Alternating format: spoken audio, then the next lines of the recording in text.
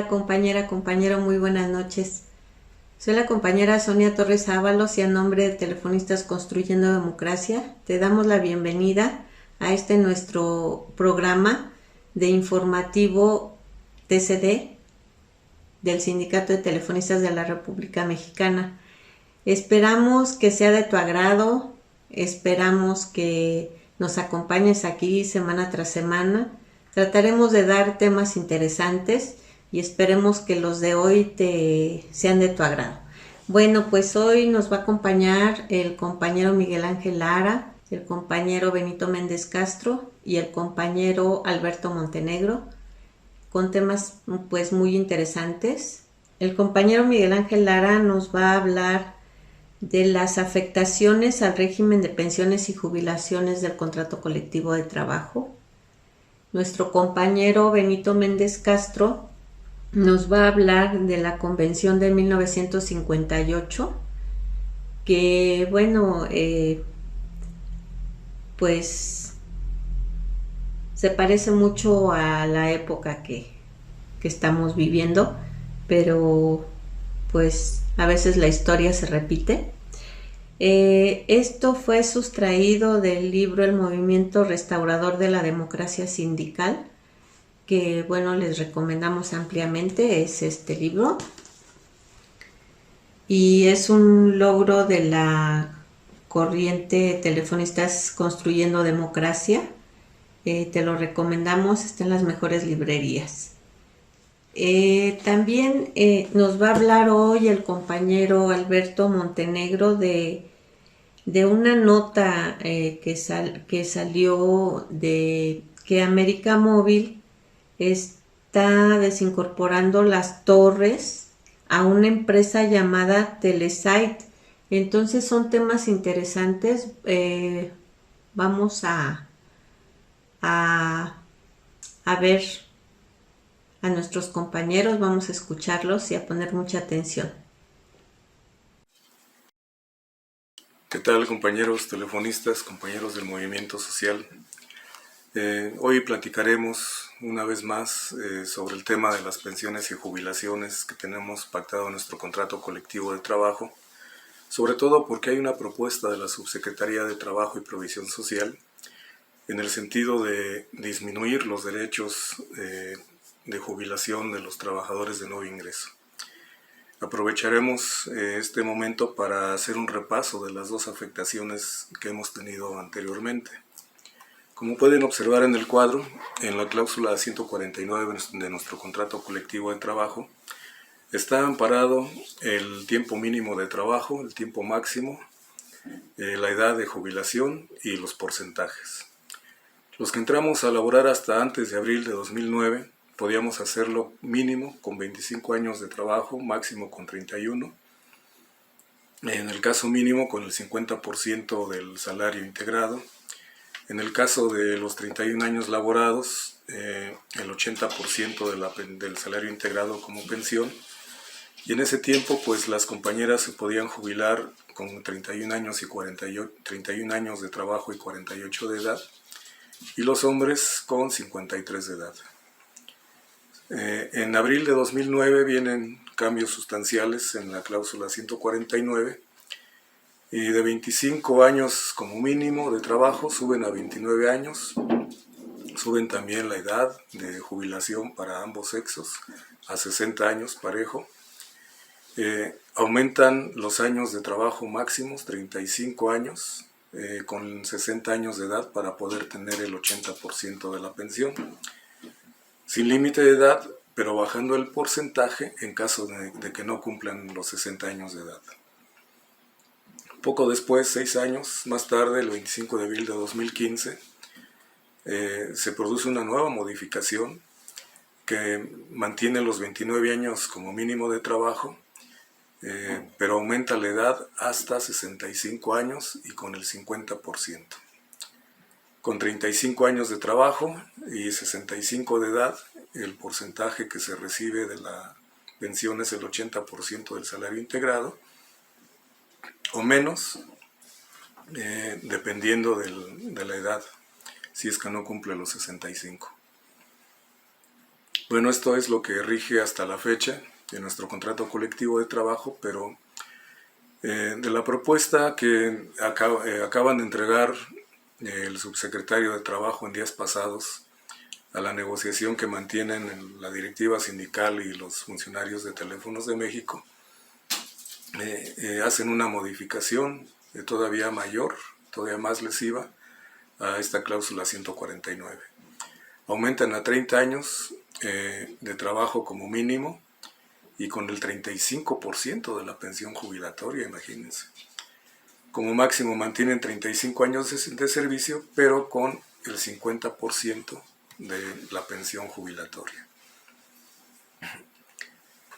En la cláusula 150 también hay modificaciones radicales. Hagamos un repaso de cuáles son los 3 esquemas de jubilación que se tienen pactados en la actualidad. Los que entramos hasta abril de 2009 a laborar, el salario integrado se compone del salario nominal, de la renta, pasajes, despensa, aguinaldo, gastos educacionales, la prima vacacional, el ahorro, la cuota del IMSS y la vida cara en aquellas localidades donde se aplica. Bueno, estos son los conceptos que integran el cálculo de la pensión jubilatoria para los trabajadores hasta esa fecha. Poco después, en el 25 de abril de 2009, eliminan de estos aspectos la despensa, el aguinaldo y los gastos educacionales. Bien, pues la segunda modificación radical, la segunda pérdida de derechos laborales, sucedió el 25 de abril de 2015. Ahí, además de la despensa, el aguinaldo y los gastos educacionales, eliminaron el ahorro como parte del cálculo de la pensión jubilatoria. Así están las cosas en la actualidad. Sin embargo, pues lo que uno esperaba en las negociaciones actuales, que la Secretaría de Trabajo asumiera un papel de defensa de los derechos y de las conquistas sindicales alcanzadas por los telefonistas, sin embargo no fue así. Aquí hay una colusión del subsecretario de Trabajo porque está no solamente poniéndose del lado de los funcionarios de Telmex, de los dueños de Telmex, sino que está inserto en la negociación y ha ofrecido una propuesta en la misma que disminuye todavía más lo que les comentábamos hace rato. En la cláusula 150 eliminan la vida cara de aquellas localidades donde se practica. Vean lo lesivo que es esta propuesta y sorprende que no venga ni siquiera de los dueños de Teléfonos de México, sino de la propia Secretaría de Trabajo, del subsecretario. Es inconcebible. No sabemos si esta postura la avala la titular de la Secretaría de Trabajo, Luisa María Alcalde, pero si lo hacen, de veras que es una gran pena, es una gran decepción que un secretario de Trabajo esté actuando en contra de los derechos alcanzados y contractuales pactados por un grupo de trabajadores, en este caso los telefonistas. Bien, hay otros 2 grupos de afectaciones que plantea la propuesta de la Secretaría de Trabajo, dejada sobre la mesa el 8 de noviembre de este año. Hasta el momento, en la cláusula 121, nosotros teníamos derecho a que por cada año de trabajo había una compensación de 20 días por año por antigüedad en el pago del finiquito. Bueno, la propuesta del subsecretario de Trabajo disminuye de 20 días a 10 días por año en la compensación por antigüedad. Y no se queda ahí. En las prestaciones que hasta el momento recibimos todos los trabajadores jubilados, se disfruta el fondo de ahorro, el aguinaldo, 62 días y 36 días de gastos educacionales, como pueden ver aquí en el cuadrito. Bien, pues la propuesta leonina del subsecretario de Trabajo ya no incluye el ahorro, disminuye el aguinaldo a 50 días y elimina de tajo los 36 días de gastos educacionales. De veras que es una vergüenza tener autoridades laborales que en vez de defender los derechos de los trabajadores van incluso más allá, ¿sí?, de la visión insaciable del capital, porque plantean una propuesta todavía más lesiva, ¿sí?, de lo que ha hecho Teléfonos de México en las últimas décadas. Bien, pues afortunadamente esto no ha pasado ni en la Asamblea General de Representantes de nuestro sindicato, y mucho menos ha pasado en las votaciones de las asambleas o de aquellas asambleas que se han podido hacer a nivel nacional por la condición difícil de la pandemia. Sin embargo, pues este es un aspecto preocupante porque a pesar de que entre los telefonistas hay un rechazo a esta propuesta, sin embargo, una vez más, el ya cansado dirigente Hernández Juárez ha estado coqueteando con la idea de modificar el régimen de jubilaciones para el personal de nuevo ingreso. Él tampoco acepta de manera global estas propuestas, pero sí ha planteado que se puede negociar, que sobre la base de estos planteamientos otorgados por el subsecretario de Trabajo se puede negociar un nuevo régimen de pensiones para el personal de nuevo ingreso. Y es lamentable que tengamos un secretario general que también, en vez de que esté velando por la preservación, y no solo preservación, sino el aumento de los derechos laborales de sus agremiados, esté aceptándole este tipo de propuestas leoninas a los dueños de Teléfonos de México y esté abriendo la puerta a través de sus interminables prórrogas a una negociación en donde tratan de ablandar la postura de los telefonistas para que aceptemos un régimen de jubilaciones menor para el personal de nuevo ingreso a partir de estas fechas. Y lamentablemente, pues no son todas las afectaciones. A estas habrá que agregar las derivadas de la ley de 1997 y de los cambios que hubo a la ley del IMSS en diciembre de 2020. No sin dejar de considerar el otro gran problema que cierne sobre los telefonistas, que consiste en la insistencia de los dueños de Teléfonos de México a que cambiemos parte de nuestro régimen de jubilaciones, parte de nuestra pensión en particular, por acciones de dudoso valor, por acciones de una empresa a la que han estrangulado financieramente, a la que le han quitado la parte sustancial de la materia de trabajo y que por lo tanto pues la ponen en una condición difícil por lo que se refiere a los ingresos obtenidos y a las ganancias.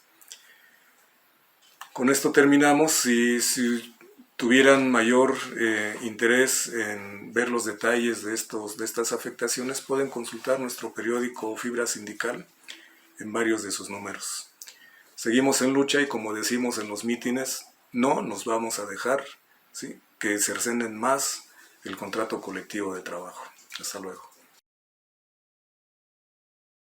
Buenas noches, compañeras y compañeros. Reciban un cordial saludo de su servidor Benito Méndez Castro.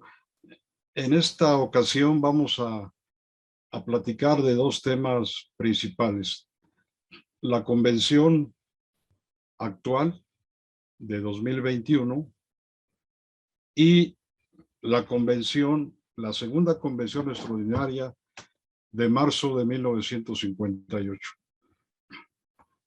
¿Por qué lo planteamos así? Porque consideramos que hay que acudir a las lecciones de la historia y a las lecciones de 1958, donde en esa convención vamos a encontrar algunos elementos semejantes a la labor autoritaria y centralista del actual Comité Ejecutivo Nacional. En relación a la convención de este año, que se va a iniciar el 28 de septiembre, solo va a durar 3 días, 28, 29 y 30 de septiembre, cuando en términos normales dura 2 semanas, donde el Comité Ejecutivo Nacional va a dar a conocer sus informes, se nombrará la Comisión Revisora para el Contrato Colectivo de Trabajo y seguramente se discutirá la situación financiera de la empresa y la defensa del contrato colectivo de trabajo. Las propuestas que hagan los delegados y los acuerdos que se tomen en principio en la convención deben ser analizados en las asambleas de los centros de trabajo y ahí aprobarse o rechazarse.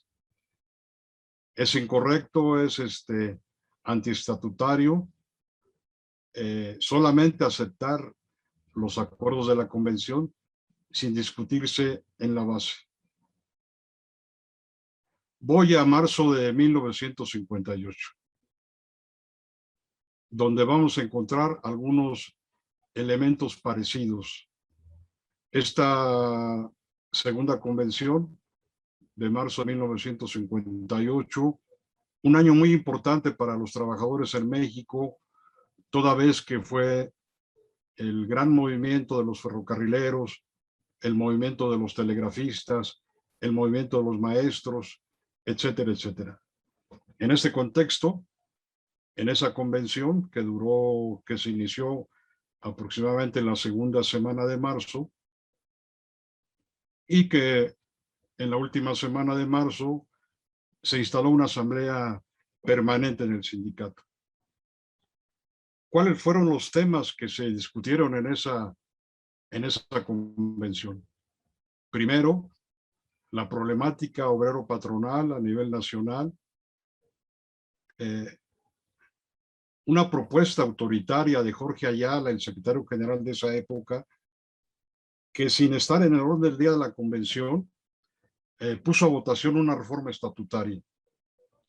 Se vieron los temas de una cooperativa de consumo que hubo en esa época, la compra de terrenos para la colonia Sinatel, la propuesta de la casa de descanso de Acapulco, y por otra parte hubo temas de tinte político, por ejemplo, la incorporación del sindicato a la CTM y el pago de cuotas para esta organización. Y en estos grandes temas giró la convención. Un dato importante en la inauguración de la convención, se dijeron discursos de alabanza a la empresa y al gobierno. Estuvo presente un agregado llamado obrero de la Embajada de Estados Unidos. Estuvieron compañeros del sindicato minero, de los tranviarios y de otros sindicatos. Los compañeros de las secciones foráneas hicieron propuestas para que se luchara por una nivelación de salarios, para que se les pagara a los compañeros celadores. Se hicieron denuncias del mal servicio de salud que había en esa época. En ese año todavía todos los trabajadores de foráneas no estaban en el Seguro Social. El compañero delegado de la sección 22 de Morelia, por ejemplo, planteó el llevar a cabo un paro porque tenían sueldos bajos en relación a compañeros de secciones de Michoacán. ¿Qué pasó en torno a esta propuesta? El Comité Ejecutivo Nacional de esa época hizo intervenciones para que retiraran la propuesta y decirles que si llevaban a cabo su paro, podían ser despedidos por la empresa. Las propuestas de nivelación de salarios fueron atacadas, fueron limitadas, pero eso sí,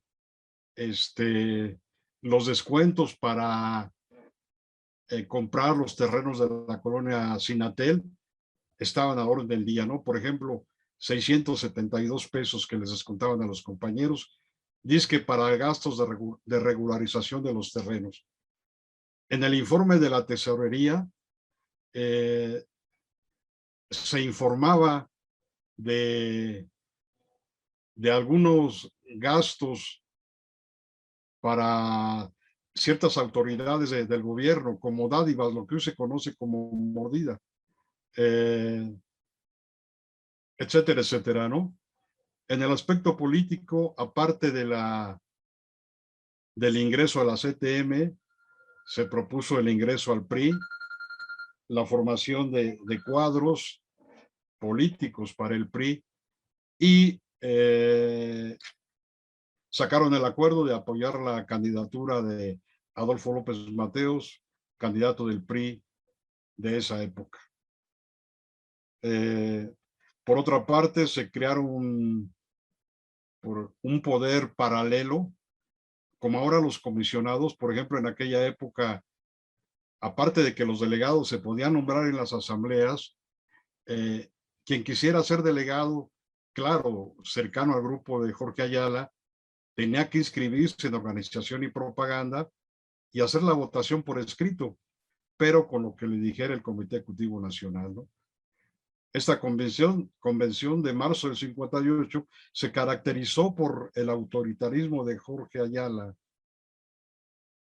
pero no tardaría 1959, donde estas decisiones autoritarias del grupo de Jorge Ayala empezaron a caer y dieron paso al movimiento restaurador de la democracia de 1959, que sería un tema a abordar en el próximo programa. Muchas gracias, compañeros, y estoy atentos a sus preguntas e intervenciones. Gracias. Pues la otra nota que queremos comentar es esto que se concreta ahora, después de un par de años o un poco más, que se venía anunciando ya por parte de América Móvil en el tema de su desincorporación de torres a una empresa llamada Telesites, ¿no? Pues la desincorporación no solo ha sido todo un éxito de negocio en México, tan ha sido así que originalmente por un mandato del IFT en nuestro país, que no es así en el resto de Latinoamérica, donde tiene presencia América Móvil a través de Claro. Ha sido tal el éxito de este negocio que desde hace 2 años más o menos se venía rumoreando la desincorporación en estos otros países. Y ahora Telesites, con algo así como 37,000 torres más o menos, va a plantear a sus inversionistas a finales de este mes la desincorporación de esas torres con Telesites Latam, ¿no? Es una tendencia mundial además. La razón de todo esto, la razón económica, pues es la capitalización para desarrollo de las concesiones y de la compra de espectro y la concentración en los servicios hacia las redes 5G. Entonces, vean ustedes que cómo se vincula todavía Telcel con Teléfonos de México. El título de concesión de Telmex permite la prestación de servicio de telefonía móvil. De ahí que nosotros seguimos insistiendo en el robo de materia de trabajo desde ese entonces. Hace como un año, Nicolás Larroca, de la prestigiosa revista Telesemana, una revista muy, muy leída, declaraba que Telmex cedió a Telcel sus concesiones sobre la banda ancha de 3.5 GHz. Es una nota que apareció únicamente en el semanario, creo que es semanario, la revista me parece que es un semanario, y después lo retoma, me parece que este año, El Economista, e incluso El Economista, no se había dicho nada desde ese entonces, pero El Economista vuelve a recuperar la nota e incluso habla de la cantidad que en su momento pagó Teléfonos de México por esa banda que ahora Telmex le cede, así dice la nota, que es una cesión de la concesión sobre la banda. Telmex pagó 1,549 millones más, casi los 1,550 millones de pesos por los derechos de explotación de las 9 regiones, ¿no? Y aparte, algo que no queda muy claro, pero parece ser que sí es un dinero aparte por el espectro en la región 9 del país, que comprende la Ciudad de México, Hidalgo y Morelos. Es una cosa así como 554 millones de pesos, redondeada la cifra, ¿no? Entonces vean ustedes, ahí hay algo todavía pues turbio, ¿no? Que se cede un espectro, ¿no? Nosotros peleando por la materia de trabajo y América Móvil sigue con una desfachatez sin precedentes, hasta cediendo frecuencias. Pues bueno, no solamente eso, en 2020, por ahí a mediados de 2020, también se cerraron operaciones de la misma banda con Axtel. El problema es que los espectros están escasos, el espectro de banda está escaso, pero América Móvil se vino preparando muy bien. Por un lado, bueno, pues la concesión que compra, la que le cede Telmex, la que le compra Axtel, ¿no? Porque, fíjense, esto tiene que ver mucho porque la infraestructura pasiva de la que se está deshaciendo América Móvil, que son las torres, bueno, una de las formas para alcanzar la conectividad, y más ahora con la 5G, con las redes de quinta generación, tiene que ver con uno, sí, evidentemente el tema de las antenas, pero la parte más importante es el tema de las frecuencias, ¿no? El tema del espectro. Entonces, se pueden eficientizar las telecomunicaciones o eficientar las telecomunicaciones con infraestructura o con ancho de banda. No hay que perder de vista eso, ¿no? Entonces, pues a 33 años de que se le entrega el título de concesión a Radio Móvil DIPSA, aún se sigue beneficiando con transferencias de valor de teléfonos de México. Y todavía falta que hablemos para la siguiente emisión, que platiquemos sobre cómo ha funcionado la separación funcional en teléfonos de México. Muchas gracias, es todo por hoy. Pues muchas gracias, compañeras y compañeros. Fue un gusto estar con ustedes nuevamente y nos vemos la próxima semana con más temas. Les recomendamos ver nuestra página de Facebook, Telefonistas Construyendo Democracia, en nuestro Twitter. Tenemos nuestro canal de YouTube, Telefonistas Construyendo Democracia, nuestra página web y en nuestro correo electrónico telefonistasidemocracia@gmail.com, todo con minúscula. Y bueno, compañeros, pues ha sido un gusto. Nos vemos la próxima semana. Que tengan muy buena noche. Hasta la próxima. Bye.